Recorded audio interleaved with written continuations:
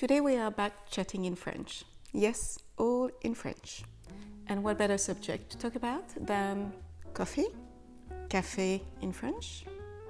Bonjour and welcome to French avec Ingrid, where I help you understand and improve your French in small and easy steps.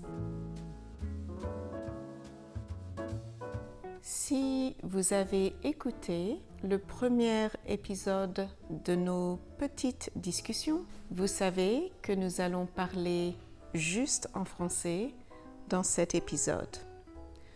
Pour vous permettre d'améliorer votre compréhension, d'apprendre du nouveau vocabulaire, de nouvelles expressions et de couvrir des nouveaux points de grammaire.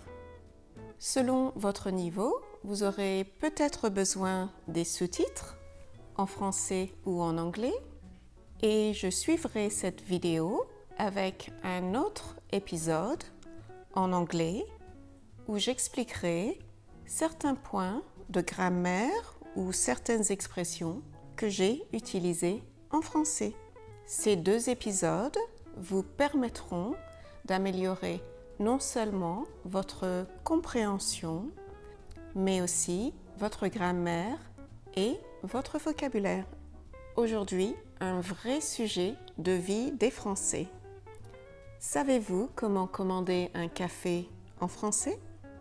Le café, pour les Français, c'est en général très important dans la vie de tous les jours. Si vous allez rendre visite à un ami, chez cette personne, on vous offrira généralement un café, quelle que soit l'heure de la journée. De même, après des repas conviviaux, c'est-à-dire des repas entre amis, on vous offrira un petit café pour terminer le repas, quelle que soit l'heure de la journée ou de la soirée. Et avant même l'arrivée des machines Nespresso dans nos maisons, la plupart des Français possédaient déjà une cafetière électrique à filtre, un petit peu comme celle-ci. Selon les statistiques, 8 Français sur 10 boivent du café régulièrement, c'est-à-dire tous les jours. Mais le truc très français, c'est d'aller prendre un café. Tu viens? On va prendre un café?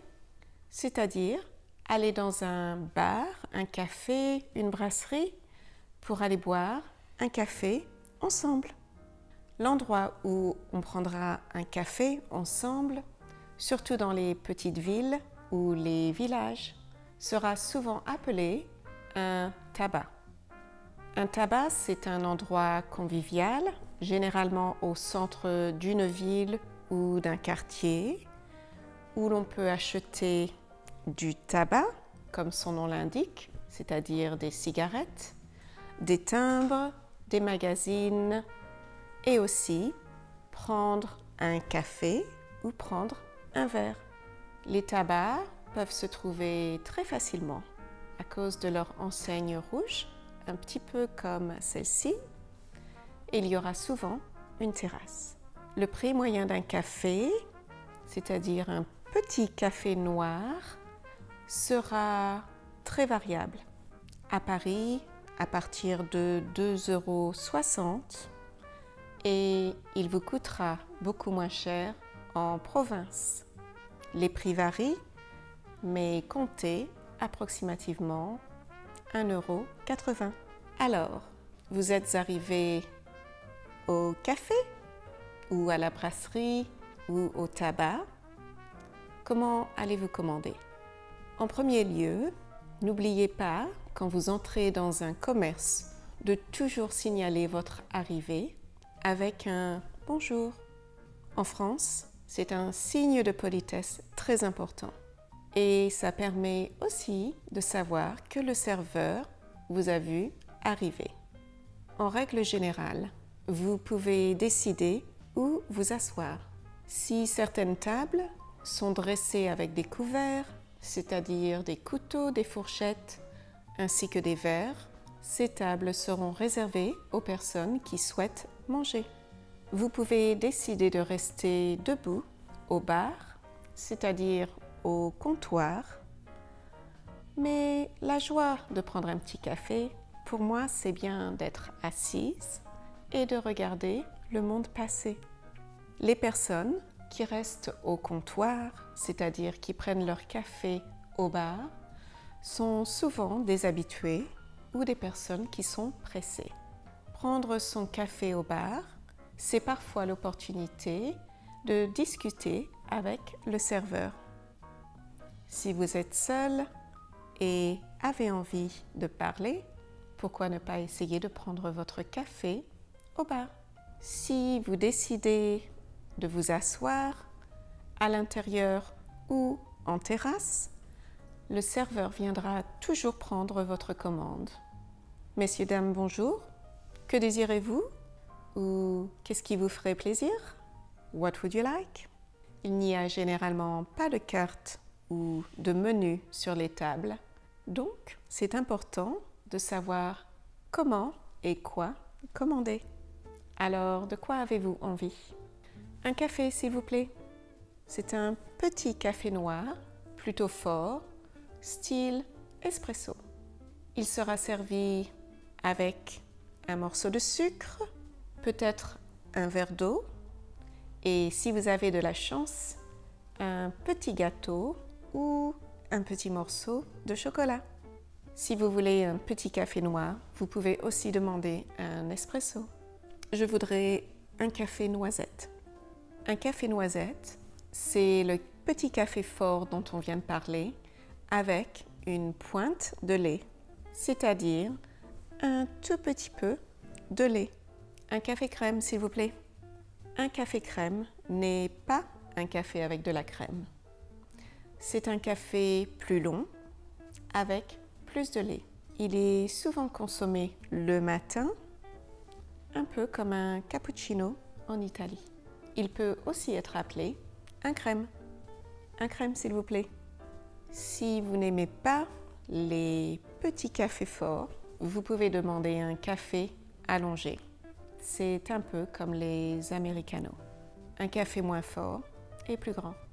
Et si vous souhaitez quelque chose d'un peu plus spécifique, vous pouvez demander un café décaféiné ou un déca et decaf coffee ou un café liégeois, un café avec de la crème chantilly.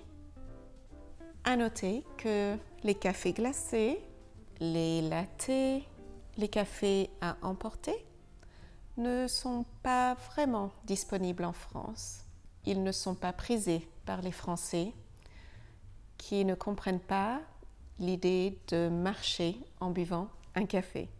En premier lieu, prendre un café signifie s'asseoir, prendre son temps et peut-être discuter avec un ami. Alors, peut-être que vous ne buvez pas de café. Dans ce cas, vous pouvez commander un chocolat chaud ou un chocolat viennois, une infusion, un thé, une limonade, un diabolo. Et il faudra préciser quel sirop vous voulez, grenadine, menthe, etc. Un diabolo, c'est de la limonade avec un sirop. Un Perrier menthe, c'est presque un diabolo, mais avec de l'eau gazeuse à la place de la limonade. Un Perrier rondelle ou un Perrier tranche, c'est de l'eau gazeuse avec une tranche de citron. Un citron pressé, c'est-à-dire du jus de citron, qui vous sera servi avec une carafe d'eau et du sucre pour vous permettre de mesurer les ingrédients à votre goût. Un jus de fruits. Attention, le jus de fruits sera souvent servi depuis une toute petite bouteille individuelle en verre et il sera souvent très épais. Et puis, si c'est raisonnable, souvent dans l'après-midi ou en fin de journée, vous pouvez commander un demi. Un demi, C'est un petit verre de bière blonde. Ce n'est pas un demi-litre, c'est 250 millilitres. Ou vous pouvez commander un panaché, de la bière avec de la limonade. Si vous prenez un demi ou un panaché, il peut être servi avec une petite coupelle de cacahuètes ou de petits gâteaux apéritifs, si vous avez de la chance. Votre serveur répétera souvent votre commande, suivi d'un petit « avec plaisir » ou « ça arrive tout de suite ». Votre commande, vos boissons, arriveront parfois avec l'addition placée dans une petite coupelle. Si ce n'est pas le cas, vous devrez demander l'addition quand vous serez prêt à payer. En règle générale, vous n'avez pas besoin de régler l'addition tout de suite. C'est plus souvent le cas si vous êtes en terrasse ou dans un endroit très touristique. Vous pouvez donc consommer et rester le temps que vous voulez et régler, c'est-à-dire payer, ensuite, en laissant l'argent dans la petite coupelle où se trouve l'addition. Vous pouvez partir si vous avez réglé l'appoint, c'est-à-dire si vous avez laissé l'argent exact pour payer l'addition, ou si vous souhaitez laisser ce qu'il y a de trop, comme pourboire. Mais attention de ne pas faire d'erreur.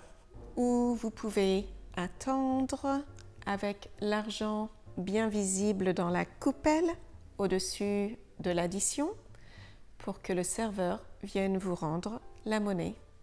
Les Français utilisent encore beaucoup d'espèces, c'est-à-dire d'argent liquide, comme des billets, des pièces, plutôt que de payer ou de régler par carte bancaire.